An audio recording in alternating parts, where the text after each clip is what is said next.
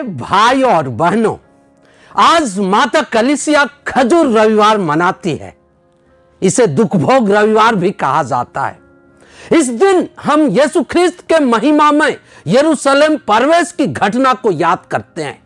यीशु कई बार यरूशलेम गए थे, पर यह उनकी अंतिम यात्रा थी। लोग बड़े उत्साहित ढंग से खजूर की डालियां अपने हाथों में लेकर रास्ते पर अपने कपड़े बिछाकर और ऊंचे स्वर से जय जयकार करते हुए यीशु को राजा के रूप में स्वागत किए थे। यह एक अद्भुत नजारा था। आज की पूजन विधि हमें 3 बिंदुओं पर चिंतन करने का अवसर देती है, और वे हैं यीशु की विनम्रता, लोगों का मनोभाव और यीशु ख्रिस्त का दुखभोग। यीशु ईश्वर के पुत्र थे, उनमें सब ईश्वरीय गुण थे। इसके बावजूद वे दीनहीन और विनम्र बने रहे। उन्होंने जो विनम्रता की शिक्षा दी थी उसे अपने जीवन से जी करके दिखाए। जनता यीशु का बड़ा जोरदार स्वागत किया, पर वह भाव लंबे समय तक नहीं रहा। बहुत जल्दी कुछ लोगों के बहकावे में आकर सबसे बड़ा मुजरिम की तरह उनसे व्यवहार किया गया। आज हम भी अपने मनोभाव पर विचार करें।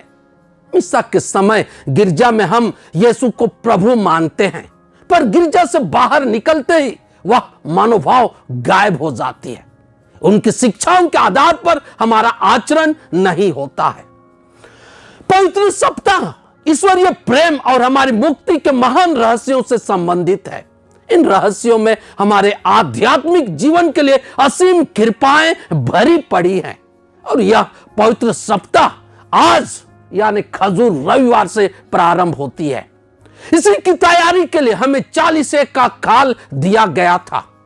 आज के पाठों में यीशु ख्रिस्त की विनम्रता, आज्ञाकारिता और हमारी मुक्ति के लिए स्वेच्छा से अपने प्राण अर्पित करने की बात को बताई गई है। आज का पहला पाठ नबी ईसाया के ग्रंथ से पढ़ा गया। इसमें एक शिष्य या सेवक की चर्चा की गई है जो अपने स्वामी के प्रति वफादार है। वह शिष्य अपने स्वामी को अच्छी तरह जानता है। उन्हें उनकी हर इच्छा मालूम है।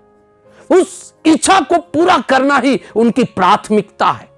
उन्हें अपने स्वामी पर दृढ़ विश्वास और भरोसा है।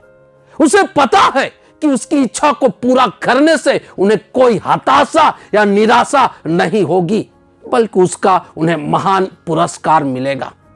अतः वह अपने स्वामी के प्रति पूरी तरह समर्पित होकर उसके लिए हर तरह के तकलीफ और कष्ट सहने के लिए तैयार रहता है। इस पाठ का वह सेवक कौन हो सकता है? वह कोई और नहीं बल्कि हमारे मुक्तिदाता यीशु ख्रिस्त हैं, जिन्होंने पिता ईश्वर की इच्छा को पूरा करने और हमारे सभी पापों के प्रायश्चित के लिए इस दुनिया की हर दुख और तकलीफ सहे, अपमानित हुए और अंत में अपना प्राण निछावर कर दिए। उसने मारने वालों के सामने नम्रतापूर्वक अपनी पीठ कर दी और दाढ़ी नोचने वालों के सामने अपना गाल। उन्होंने जो नम्रता की शिक्षा दी थी उसे अपने जीवन से करके दिखाया। आज वह सेवक हम हर जन के लिए एक नमूना और आदर्श है। हम हर जन उसके नमूनों पर चलने के लिए बुलाए गए हैं।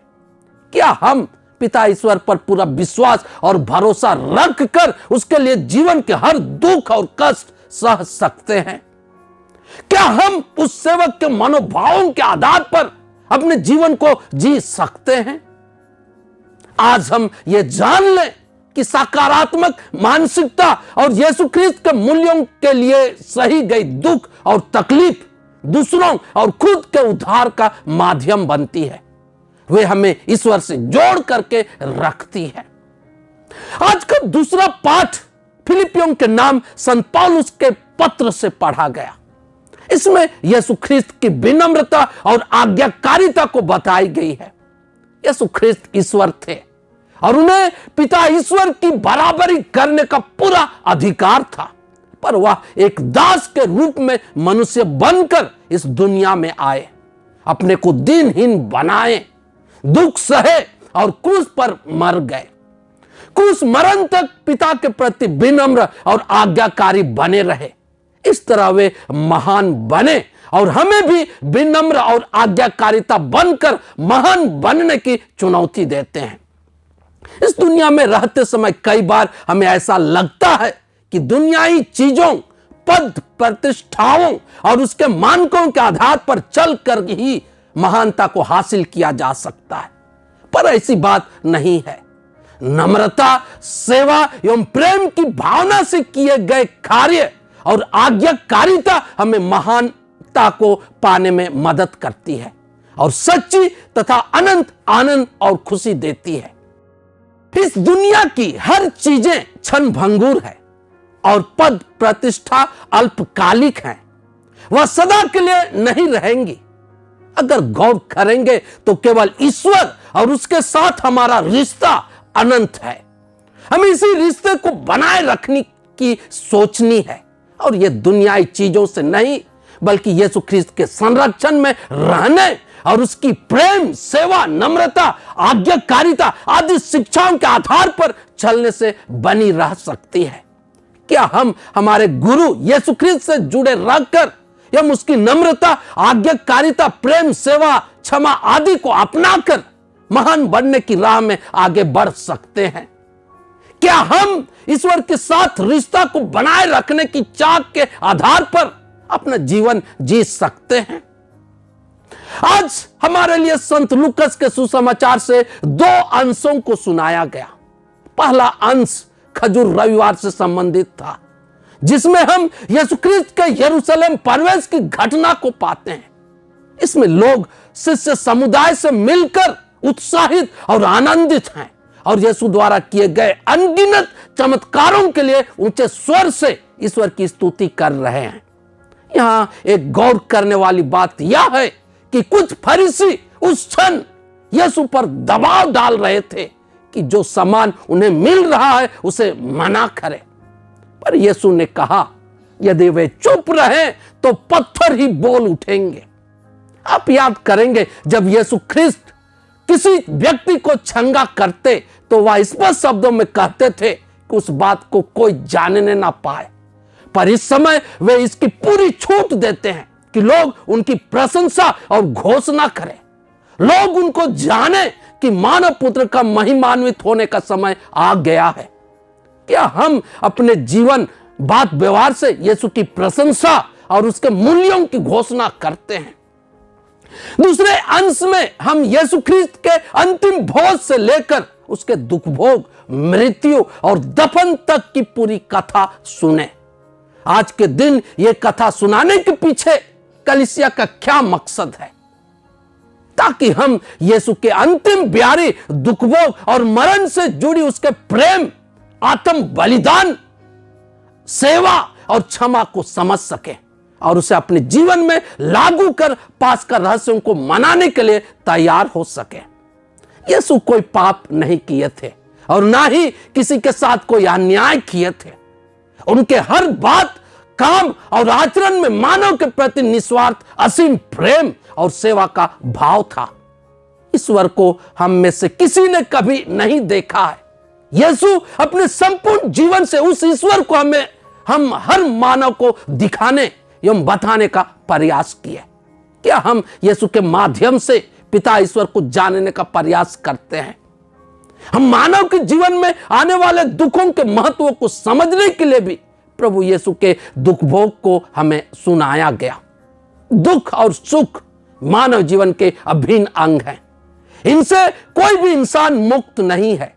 संत मदर तेरेसा कहती है, दुख तकलीफ हमारे जीवन के लिए वरदान है, क्योंकि इसके द्वारा हम यीशु ख्रीस्त के दुख में सहभागी होते हैं और दूसरों और खुद के मुक्ति के लिए मुक्ति का साधन बनते हैं। यीशु भी अपने शिक्षाओं से इस बात को स्पष्ट किया कि क्रूस अर्थात दुख के बिना मुक्ति संभव नहीं है। कई बार हम अपने घमंड और स्वार्थ के कारण यीशु के सही अनुयायी नहीं बन पाते हैं। सुसमाचार के अंशों से यह भी पता चलता है कि यीशु को उनके जीवन में घटने वाली हर बातें पता थी, जैसे पास्का भोज की तैयारी की जगह, कौन उसको पकड़वाएगा, कैसे उनके शिष्य विचलित हो जाएंगे, पेतरुस के द्वारा 3 बार अस्वीकार करने की बात, कितना उसे दुख सहना पड़ेगा, किस तरह की उनकी मौत होगी, फिर तीसरे दिन बाद वे जी उठेंगे आदि। ये सब जानते हुए यीशु आगे बढ़े एवं ईश्वर की इच्छा को पूरा करने से विचलित नहीं हुए। क्या इससे वे नहीं भाग सकते थे? क्यों वे ये सब सहे? इसका सरल सा जवाब है, मानव उद्धार से संबंधित पिता ईश्वर की इच्छा को पूरा करने के लिए वे ये सब सहे। जिस तरह ईश्वर हर मानव को प्यार करता है, उसी तरह यीशु भी हर मानव को प्यार किए। इसी प्रेम से प्रेरित होकर वह अपनी परवाह किए बिना सब कुछ सहने और मरने के लिए तैयार हुए। पर क्या ये सारी बातें हमारे कठोर हृदय पर असर करती है? हम में से कई इतने नासमझ और निष्ठुर हो गए हैं कि हमारे लिए दुनियाई चमक दमक, माया मोह और क्षणिक सुखी प्रिय लगती है। उसके सामने ईश्वर की दया, प्रेम और इस दुनिया का सबसे बड़ा बलिदान का कुछ प्रभाव पड़ता ही नहीं है।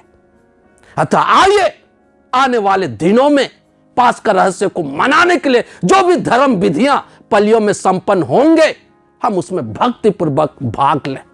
विश्वास और धैर्य के साथ उन रहस्यों को समझने का प्रयास करें। अपने दैनिक जीवन में ख्रिस्त के मूल्यों को जिएं। अपने घमंड और स्वार्थ से ऊपर उठकर सच्चे मन दिल से पड़ोसियों को प्यार करें। सिरनी सिमोन के समान जरूरतमंदों को मदद करें। पश्चातापी डाकू की तरह अपने पापों के लिए सच्चा पछतावा करें। उड़ाव पुत्र की तरह होश में आए और माता मरियम और अन्य धर्मी नारियों के समान हमेशा दुख और सुख में यीशु के साथ रहें। अगर ऐसा हम करेंगे तभी हमारा आज का खजूर जुलूस और नारे लगाते हुए यीशु का जय जयकार करना सार्थक होगा। हम ईश्वर ये कृपा पाने लायक बन पाएंगे। ऐसा करने में ईश्वर हमारा मार्गदर्शक बने। आमीन।